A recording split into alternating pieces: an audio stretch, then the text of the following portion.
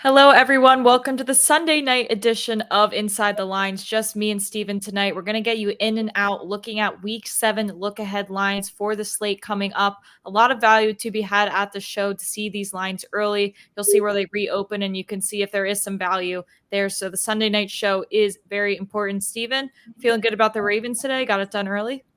Yeah, we finally faced some adversity and actually turned it around and didn't just melt. So that was good to see. I am still in the middle of sweating out the Eagles. So this is before the Bills and oh my God, Giants game. Bills Giants game. Thank you. So we're still waiting on that. So we'll go over the games that we can. We'll start with two teams that have played. Jags are laying 1.5 in New Orleans. Kind of a smaller line than I'd anticipated. What's your reaction to this?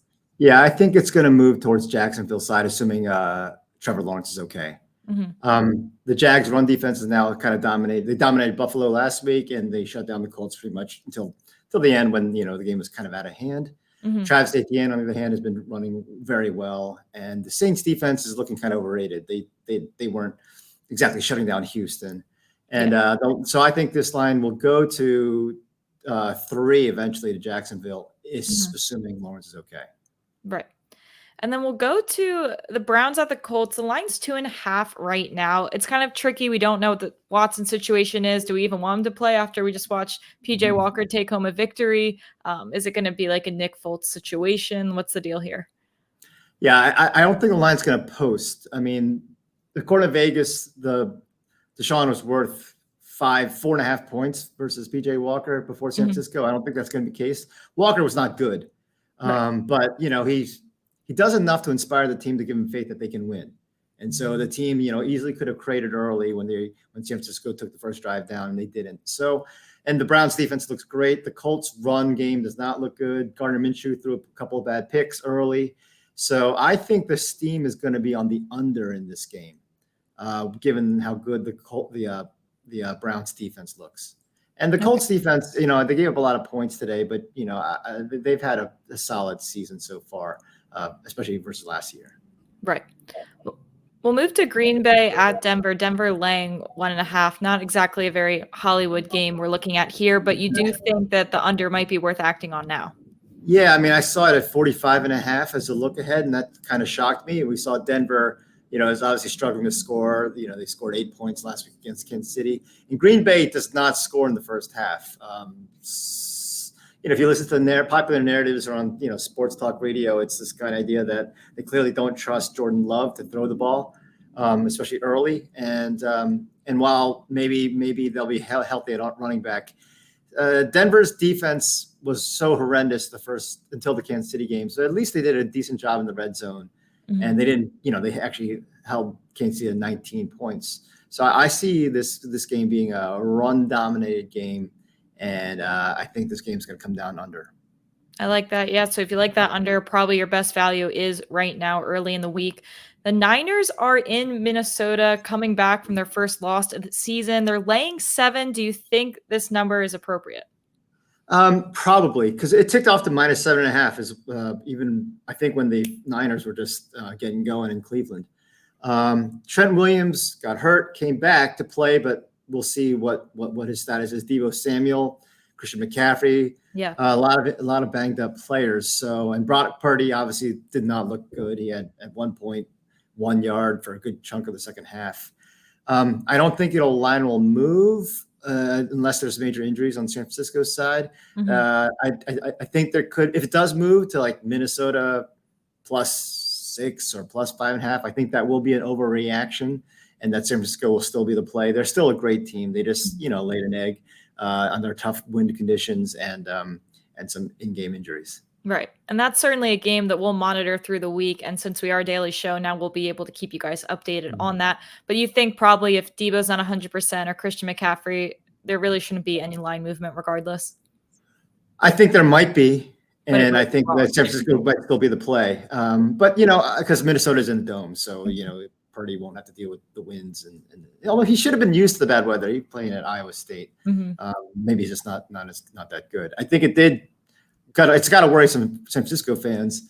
I'm checking the score. If Philly holds on to the lead and Philly gets the leg up in the potential 1 seed, that Brock Purdy playing at home during the playoff runs seems fine, but if he has to go on the road before going to the Super Bowl in Vegas, then maybe you'd be worried about that arm strength. Right. Speaking of teams that are playing, the Lions are still playing, but they will be in Baltimore. Yeah. Baltimore laying 2.5. How do you feel about this number? I wrote down that if Tampa Bay scores 21 or less, that I think the line will move to Baltimore off the key number to the key number -3. So I would have said act now to Baltimore. But, and even though it looks like they're going to finish up with 20, there was an impressive 20. They converted a lot of third downs. So we call this a soft act now. I do think that it's not going to go more than Baltimore -2. Baltimore is going to be, I think, a 2.5 favorite at least. I think it'll waffle back and forth between 2.5 and -3. Some of the narratives that might creep around is Lamar Jackson, I think, is 15-1 against the NFC or something like, some ridiculous record. But this Detroit team, their defense is for real. It's different. So I think that there's going to be a lot of support on both sides. Not enough to move the line. So I think you'll be able to shop around depending on what side you want to be on. Okay, good to know. We'll move to the Falcons going to Tampa Bay. Tampa Bay laying 2.5. You think there's urgency on the spread right now if you like the Bucs? Yeah, I know. I mean, Tampa Bay is going to end up losing by by 2 touchdowns at home, which doesn't sound good. But early in the on, Mike Evans dropped a pretty big pass. There were times where Tampa Bay could have taken this. And I think what's clear is Detroit is a really good team. They can play their B game. They can get nothing from their running game and still kind of dominate a team. Tampa Bay is one of those teams where I think all the modeling type people and even the public should know, this team can beat bottom 8 teams pretty easily at home. They can't compete with top 8 teams. And I think Atlanta is a bottom 8 team. Not just because they blew what I think should be an easy over today for us. They have Bijan Robinson. They have a mobile quarterback, and they are barely averaging 4 yards a carry. So if Atlanta with that, from last year's running game, which was one of the best in the league, can't average, even league average in running, they're not going to pass their way to victory, especially with some of the interceptions that Ritter threw today. So I think that despite losing at home by 14, Tampa Bay is the play that you want to act before, do any modicum of research and statistical analysis. I think Tampa Bay will be the play. Right. We're going to skip quick to the Cardinals in Seattle. Seattle laying 7, which feels like a big number. How do you handle this Cardinals team now? They do what Cardinals seem to do. They stay close early. They play well early, and then lack of depth and talent kind of bites them in the end. So Seattle was really disappointing if you were like me and love the Ravens and don't so much love the Bengals. Geno Smith seemed to not understand that it's throwing a pick in the end zone on fourth down with no time left is the same thing as getting sacked, and at least give your wide receiver a chance. So I'm pretty angered at Geno, but I don't think this line's going to move off 7. Let's go to another not so Hollywood game. The Raiders in Chicago. Raiders laying the point here. Do you think this moves to a pick 'em like it is, or do you think we see a little more action on the Raiders? I assume the line won't post anytime soon until we know what Jimmy G's status is. He walked off the field before halftime. I thought he was just getting a little extra treatment, but then next time I see Brian Hoyer's in, and apparently Jimmy G's at the hospital with a back injury. And then Chicago, Justin Fields hurt his hand.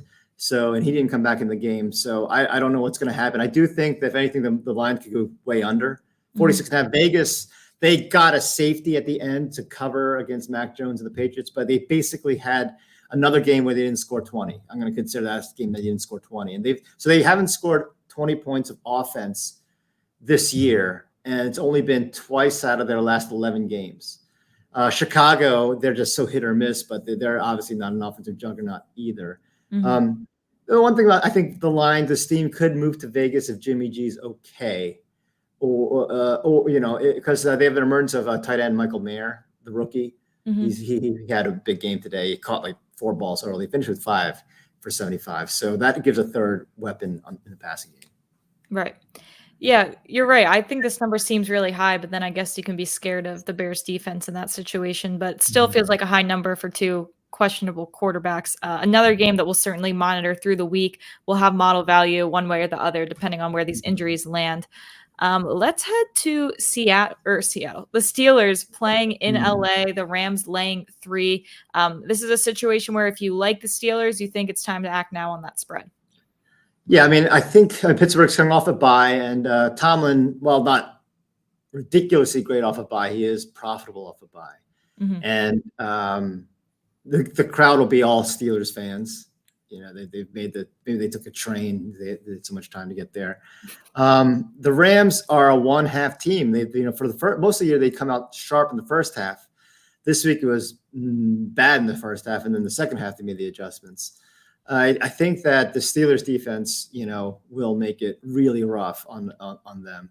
Kyron Williams, the running back, ran wild in the second half, but I think that's because, again, Arizona's lack of depth on defense. So I think the Steelers, we don't have any model value, but I think that there'll be steam on the Steelers side.